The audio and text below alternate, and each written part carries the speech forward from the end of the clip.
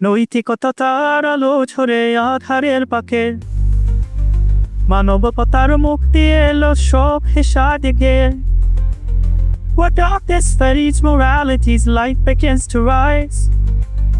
Humanity's dawn awakens beneath the endless skies.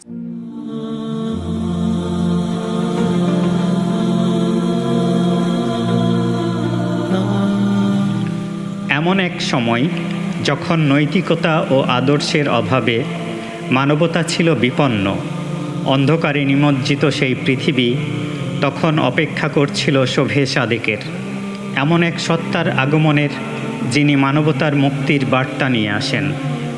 মহানবী মুহাম্মদ সাল্লাল্লাহু আলাইহি ওয়াসাল্লামের আগমনের আগে আরব ভূমি ছিল জাতিগত বিভক্তির কেন্দ্রস্থল, যেখানে কুরাইশ, আসাম, আদ ও অন্যান্য গোত্রে পূর্ণ ছিল রাজনীতি আর ধর্মীয় অবক্ষয়। মানুষ ছিল পথহারা, নৈতিকতাহীন। সেখানকার ধর্মীয় অবস্থা ছিল মিশ্র ও অস্থির। সত্য ধর্মের পথ থেকে বিচ্যুত হয়ে মানুষ লিপ্ত ছিল কুসংস্কার আর নৈতিক অবক্ষয়ে। এই কঠিন সময়ে জন্ম নেন আল আমিন মুহাম্মদ সাল্লাল্লাহু আলাইহি ওয়াসাল্লাম, এক অনাথ শিশু, যিনি তার মা আমিনা, দাদা আব্দুল মুত্তালিব ও চাচা আবু তালিবের স্নেহে বড় হতে থাকেন।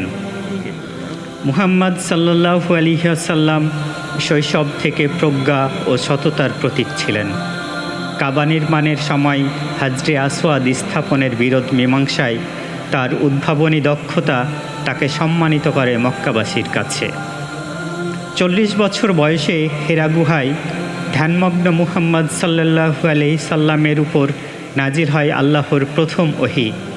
এ ছিল পৃথিবীতে এক নতুন যুগের সূচনা, যা অন্ধকারে নিমজ্জিত মানবতার জন্য আলো নিয়ে আসে। প্রথমে দাওয়াত ছিল গোপনীয়। একদল সাহসী মানুষ আল্লাহর বাণীকে হৃদয়ে ধারণ করে একত্রিত হন এবং নিজেদের আত্মশুদ্ধির জন্য নামাজ আদায় করেন। 3 বছর পর নবীজি সাল্লাল্লাহু আলাইহি ওয়াসাল্লাম আল্লাহর আদেশে সাফা পাহাড়ে উঠে কুরাইশ সহ সকলের উদ্দেশ্যে ইসলামের দাওয়াত দেন। কুরাইশ নেতারা তার এ দাওয়াতে ক্ষুব্ধ হয়ে তাকে বাধা দেওয়ার পরিকল্পনা করে।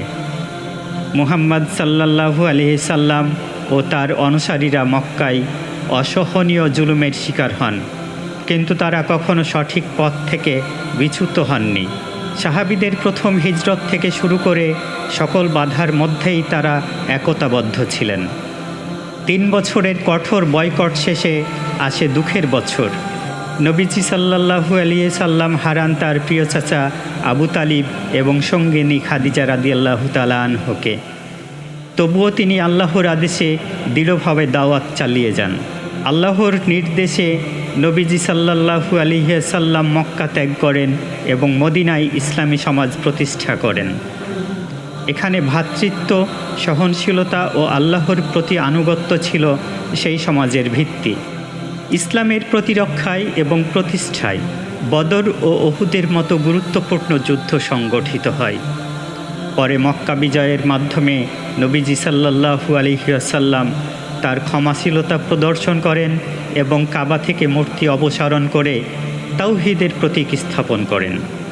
নবীজি সাল্লাল্লাহু আলাইহি ওয়াসাল্লামের জীবনের শেষ সময়ে বিদায় হজে তিনি উম্মতের প্রতি তার চূড়ান্ত নির্দেশনা প্রদান করেন।